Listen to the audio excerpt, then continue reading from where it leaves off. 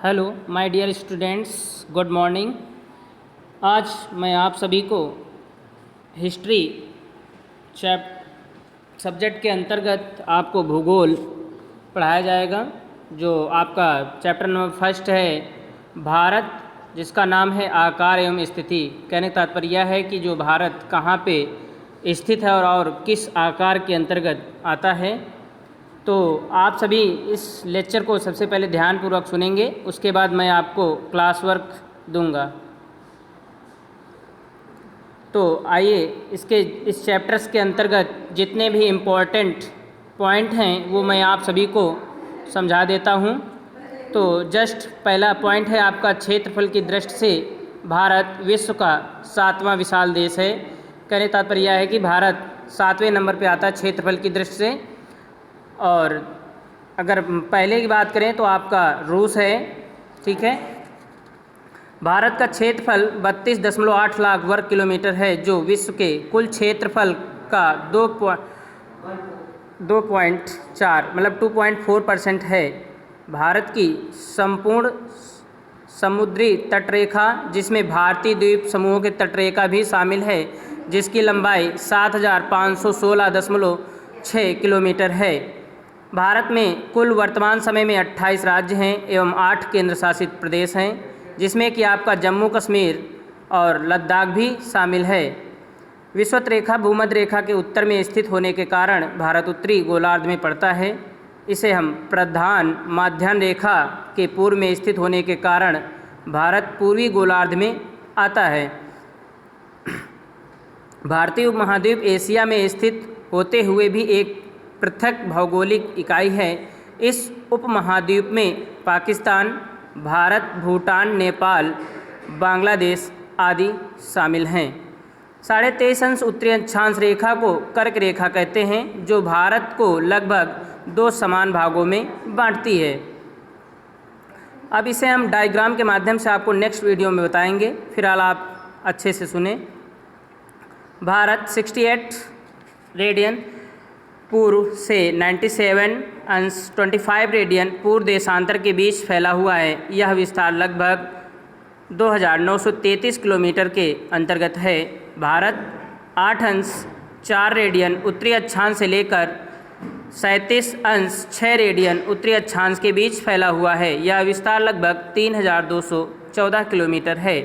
भारत के मुख्य भूभाग के दक्षिण पूर्व में अंडमान और निकोबार द्वीप समूह बंगाल की खाड़ी में तथा लक्षद्वीप समूह अरब सागर में स्थित है। गुजरात, राजस्थान, मध्य प्रदेश, छत्तीसगढ़, झारखंड, पश्चिम बंगाल, त्रिपुरा और मिजोरम भारत के वे राज्य हैं जिनसे होकर कर्क रेखा गुजरती है। कहने का तात्पर्य यह है कि इतने जो राज्य हैं आपके 8, वो कर्क रेखा से होकर के गुजरते हैं। आपसे क्वेश्चन पूछा जाएगा जो आपको वेरी शॉर्ट में लिखाए जाएंगे। भारतीय राज्य का सबसे दक्षिणतम बिंदु, जिसे इंदिरा पॉइंट कहा जाता है, सन 2004 में सुनामी लहरों के कारण समुद्र तट में डूब गया था। भारत की थल सीमा, कहने तात्पर्य यह है कि जो ज़मीनी सीमा है वो 15,200 किलोमीटर लंबी है। गुजरात एवं अरुणाचल प्रदेश के समय में 2 घंटे का अंतर होता है, क्योंकि स्थानीय समय में ऐसे अंतर से बचने के लिए तथा पूरे देश में एक समान समय बनाए रखने के लिए भारतीय मानक समय निर्धारित किया गया है और 82.5 अंश पूर्व की मानक माध्यांतर के स्थानीय समय को पूरे देश का समय माना गया है, मतलब जो समय का मापक है। तो ये कुछ पॉइंट्स थे जो मैंने आपको समझाए और नेक्स्ट स्लाइड पे आपको बताता हूँ। तो इसमें से ध्यान दीजिए, भारत की थल सीमाएं जो हैं उत्तर पश्चिम में पाकिस्तान पर अफ़गानिस्तान के साथ तथा उत्तर में चीन, तिब्बत, नेपाल एवं भूटान एवं पूर्व में म्यांमार और बांग्लादेश के साथ लगती हैं। कहने का तात्पर्य यह है कि जो थल द्वारा हमारे देश को अदर देश छूते हैं उनके लिए बताया गया है। भारत और श्रीलंका के बीच छोटा समुद्री रास्ता, जिसे हम पाक जलडमरू मध्य संधि के नाम से जाना जाता है, और आपकी मन्नार की खाड़ी भी है। मालदीव लक्षद्वीप के दक्षिण में स्थित है।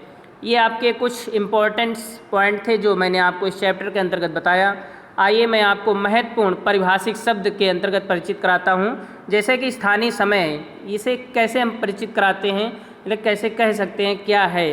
किसी स्थान का वहाँ के मध्याह्न के सूर्य के अनुसार निर्धारित समय को स्थानीय समय कहते हैं। ठीक है।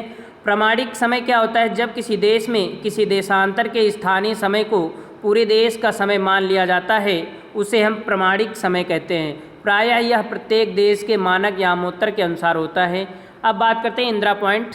यह भारतीय संघ राज्य का सबसे दक्षिणतम बिंदु था, जो आपको मैंने अभी पॉइंट के अंतर्गत बताया था। वर्ष 2004 में आई भयंकर सुनामी के कारण वह समुद्र में डूब गया था, किंतु अब यह पुनः दिखाई देने लगा है। स्थल रुद्ध क्या होते हैं, वह राज्य अथवा देश जो चारों ओर से भूमि से घिरे हों, अर्थात जिसकी तट रेखा कहीं समुद्र को स्पर्श न करती हो, उसे हम स्थल रुद्ध के नाम से जानते हैं। उपमहाद्वीप, किसी महाद्वीप का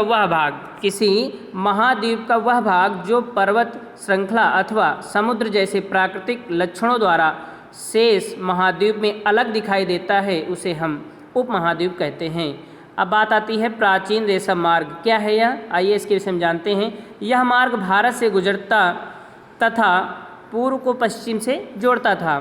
ठीक है। कर्क रेखा, जैसे कि मैंने आपको बताया है पहले, 23.5 अंश उत्तर अक्षांश से गुजरने वाली रेखा जो पूरे देश को लगभग 2 बराबर भागों में बांटती है, जिसे हम कर्क रेखा कहते हैं। दर्रा किसे कहते हैं, पर्वत श्रेणी का वह निचला भाग अथवा घाटी जो पर्वत श्रेणी को पार करने के लिए प्राकृतिक मार्ग प्रदान करता है, उसे हम दर्रा कहते हैं। ठीक है। अब जल संधि की बात करते हैं।